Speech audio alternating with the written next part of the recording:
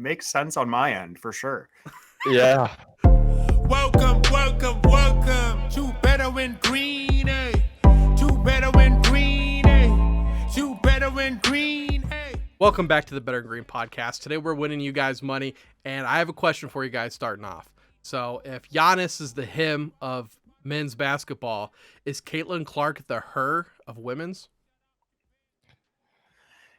I think she's got to be. Yeah, I mean, the only other player I know is Paige Beckers. I think she's been out all year for UConn. Could be wrong. Don't really know. But, yeah, this year for sure, it's got to be Caitlin Clark, I would think. Yeah, I don't really know any of the WNBA players, but she's definitely the GOAT of college basketball. I just went over her game log, and she's scoring 40 points a game just every other game. It's absolutely insane. So, yeah, she is definitely in the college basketball world, the her. Again, I don't even know who's in the WNBA. I haven't watched a game, don't plan on watching a game, but she is definitely her in the college world for sure. That kind of gets me on the question, is South Carolina the side in that game? Because a lot of people are probably going to be on Iowa with Caitlin Clark. I mean, the spread's 11.5. I don't know. I probably won't bet it, but Oh, we'll get into that. Just wait for my third and final pick. Oh, okay. Well, perfect. Okay, let's get into the big three. Ethan, let's let you start, buddy. All right. So, man, I have like 8 bets that I like available for tomorrow and this weekend. But I'm going to start with the NIT Tournament Championship here between two Conference USA teams, UAB and North Texas, which actually Conference USA has been just dominating the tournaments, the postseason tournaments. Charlotte won the CBA. UAB and North Texas now playing for the NIT title, and FAU obviously in the big tournament. I haven't been playing a ton of the NIT, but I do like this matchup just because they are same conference. We do have a lot to go on here. I'm looking at North Texas plus the 2. I think UAB is getting the money right now. I think a lot of that's based on Jelly Walker. He's kind of the known player between these two teams. And UAB did beat North Texas in the CUSA conference tournament. But other than that, North Texas beat them twice in the regular season. And I just think, like I said, a lot of the money's coming in on UAB. I think a lot of people think UAB is the better team, can get it done. But I like North Texas as the underdog here.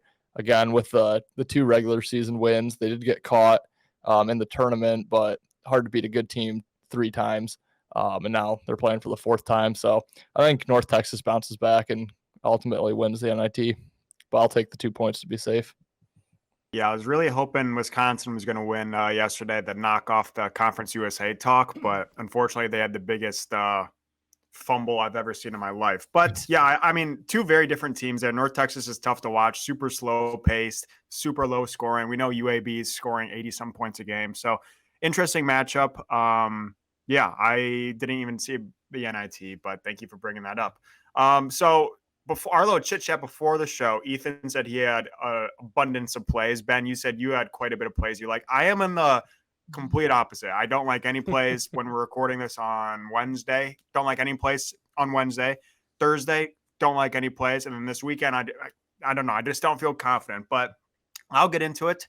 And I took all college basketball. Final 4, both men and women. So I'm going to start off with the fishiest game that I can't really decide. FAU San Diego State. Ethan brought up a good point that I don't know the exact number, but San Diego State's last 8 games have gone under. It's currently sitting at 132. Let's say I'm gonna take that one. I'm gonna take the under of FAU San Diego State under 132.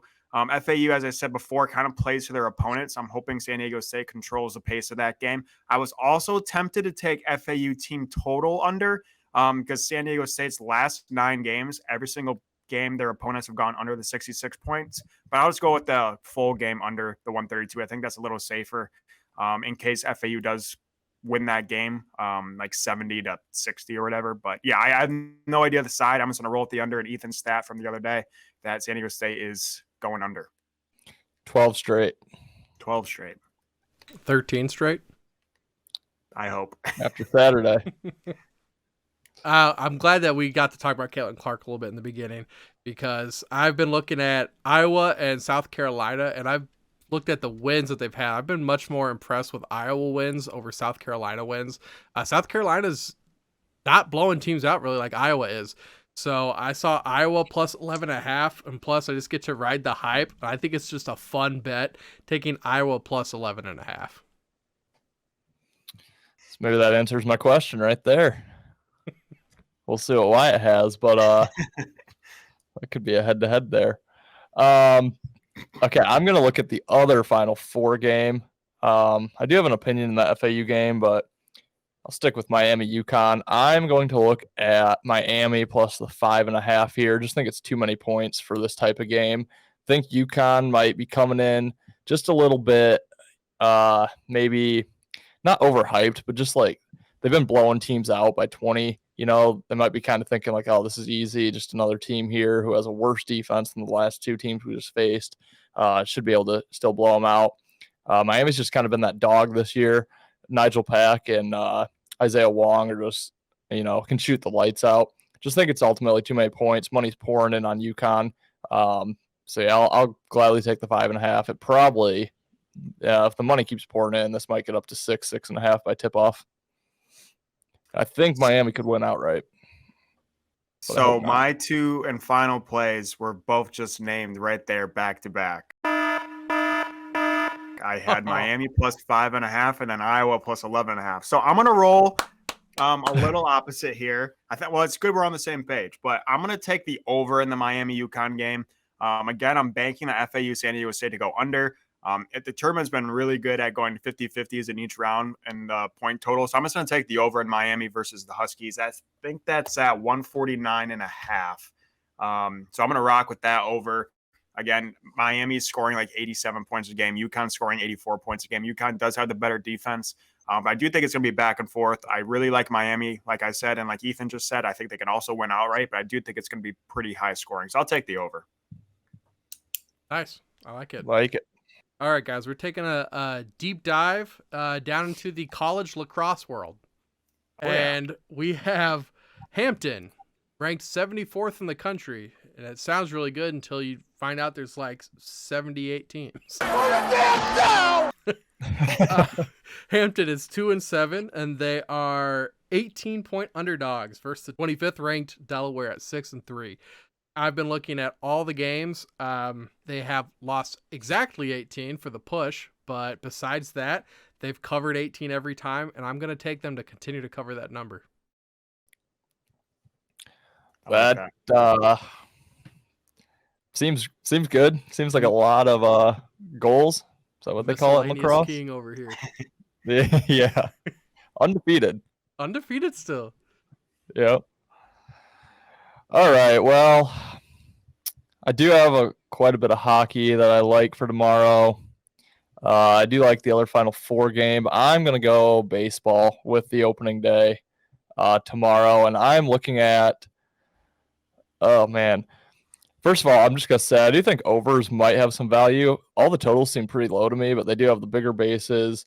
They took out the shift for the shortstop, and they have the pitch timer or whatever, the pitch count on the pitchers. So I think they did all that to favor the offense. So I feel like overs could be the play. I'm going to look at a juicy plus 135 money line, though. I'm going to take the White Sox to beat the Astros, the reigning world champion Astros. Just think it's a national championship hangover. I think the White Sox were pretty down last year. They're supposed to be fighting for that World Series title. Don't think they even made the postseason last year. Or if they did, they didn't make it far. So I think the White Sox bounce back this year. I'm pretty high on them. I think the Astros could have a hangover. So plus 135. I like that to start out the year with the White Sox 1-0. I like it. I'm in desperation mode right now. I'm gonna go to the NHL. I'm actually gonna do a 2-team money line parlay. I'm gonna parlay the Hurricanes, who are playing the Red Wings. They're at Detroit. Detroit did just beat Pittsburgh 7-4, but Detroit sucks. I don't think they've won 2 games in a row since they decided to tank for the season. So I'm gonna take the Hurricanes on the money line, and then I'm literally making this up on the spot. You know what? Let's get a little risky here. We're going to rock with the Kings versus the Oilers. We'll take Kings on the money line, plus 135.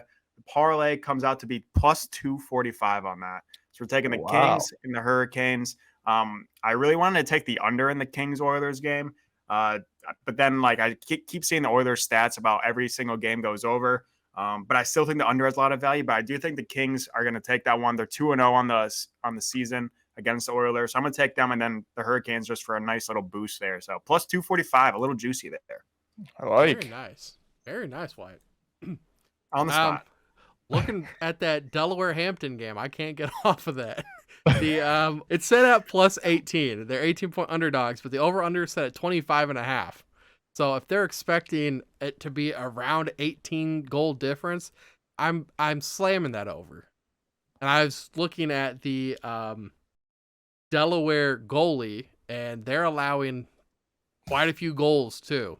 So Hampton, they lost 27-9. That was their worst loss of the season. So their goalie let up almost 30 goals. Delaware's gonna be scoring, and if Hampton can do just enough to cover and get that over, I feel so good about it. Makes sense on my end for sure. Yeah, let me know how that goes. It logically Is it makes so much televised? sense. I don't think so. Is it on Saturday? Yeah. Okay. I saw like a lot of their games are on Flow. I don't know if you guys know Flow at all. They do a lot of the wrestling stuff, but The progressive lady? yeah. Also, I liked this isn't gonna be part of my big three, but I was looking at the Lightning 60-minute money line.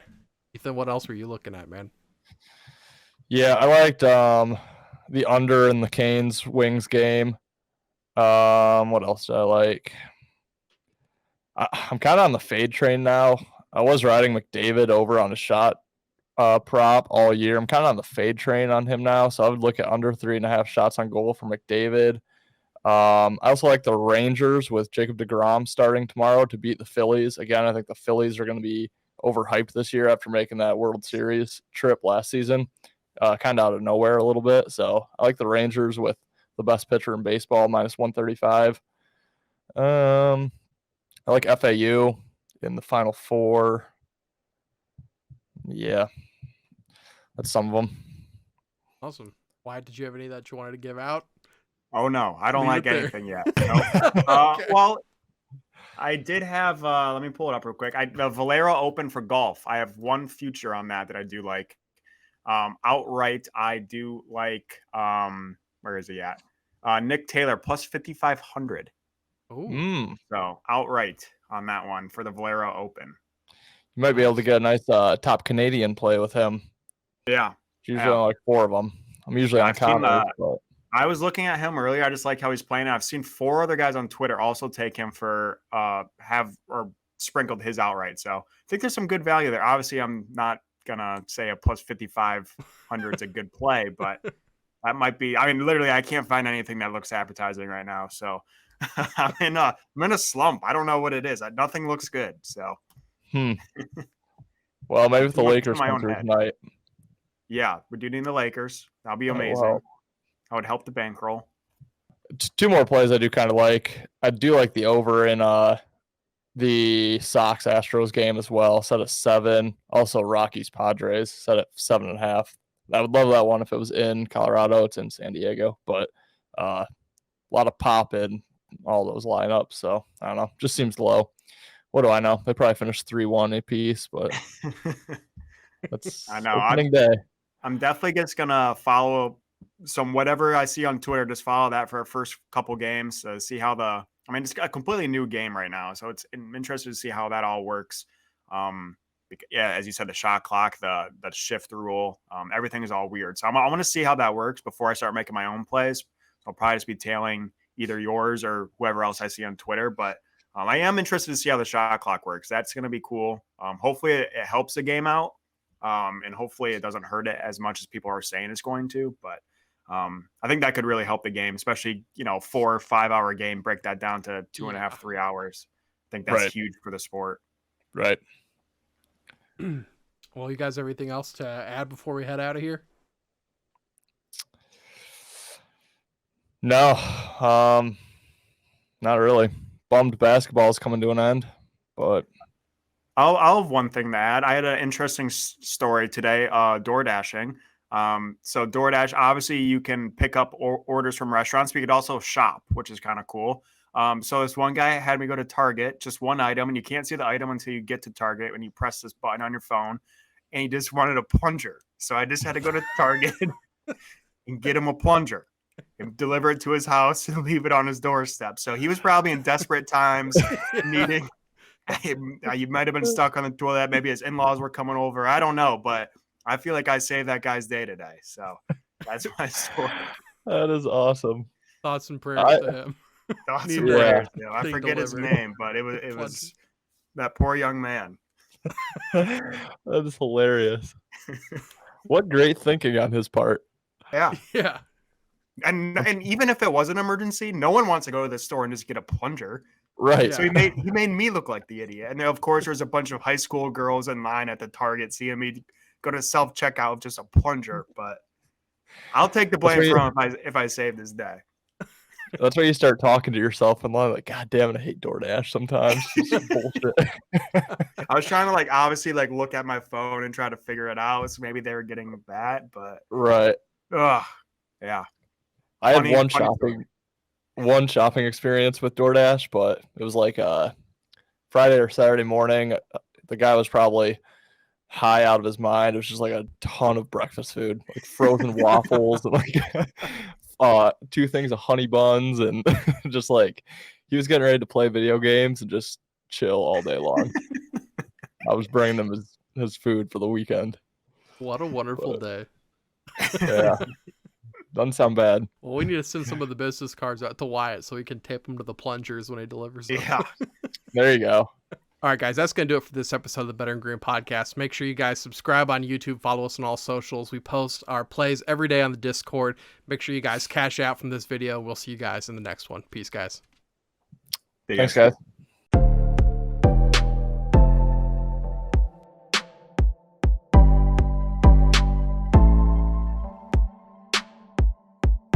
Welcome to Better and Green, eh? To Better and Green, eh?